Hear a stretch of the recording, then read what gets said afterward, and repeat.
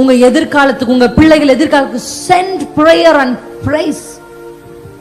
நீங்க பிரைஸ் அனுப்பினீங்கன்னா அது உங்க பிள்ளைகளுக்கும் உங்க தலைமுறைக்கும் யுத்தத்தை செஞ்சு முடிக்கும். நீங்க பிரேயர் அனுப்புனீங்கன்னா அவங்களுக்கான வாசல் அது திறந்து வைக்கும். இப்ப உங்க பிள்ளை நல்ல பிள்ளையா இருக்கிறது போல தெரியும். ஆனா அந்த பிள்ளைய காலேஜ் சேர்க்கும் போது துஷ்டர்கள் அவங்க பக்கத்துல வந்து நிற்பாங்க. தேவையில்லாத ஃப்ரெண்ட்ஷிப் அவங்க கைகளுக்கு பக்கத்துல வரும்.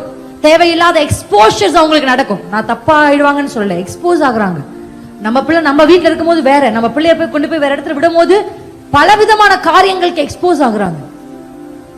அப்ப அந்த பிள்ளைகளுக்கும் அந்த பாவத்துக்கும் நடுவுல சிஸ்டர் உங்க ஜபங்கள் தான் இருக்கும். இப்ப இருந்து இப்ப உங்க பிள்ளை கை குழந்தையா இருக்கலாம், ஆனா பிள்ளைக்கு ஜெபம் பண்ணுங்க. என் பிள்ளை வாலிபத்தில் கீழே விழுவதில்லை. என் பிள்ளை எல்லாரும் செய்கிற பாவத்தை 2026 2030 எப்படி இருக்கும்னு தெரியாது. இப்ப உங்க பிள்ளை சின்ன பிள்ளை, ஆனா 2030 உங்க பிள்ளை வாலிபன். இப்பவே பாவத்தை மேற்கொள்ள முடியல, அப்ப எவ்வளவு பெரிய பாவங்கள் தலைவிரித்து ஆடும். 2030 என்ன நடக்கும்னு தெரியாது.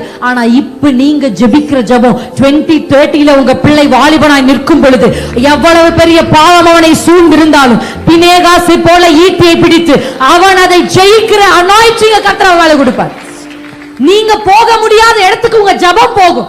நீங்க போக முடியாத, நுழைய முடியாத அந்தரங்க அறைகளுக்குள்ள உங்க துதி போகும்.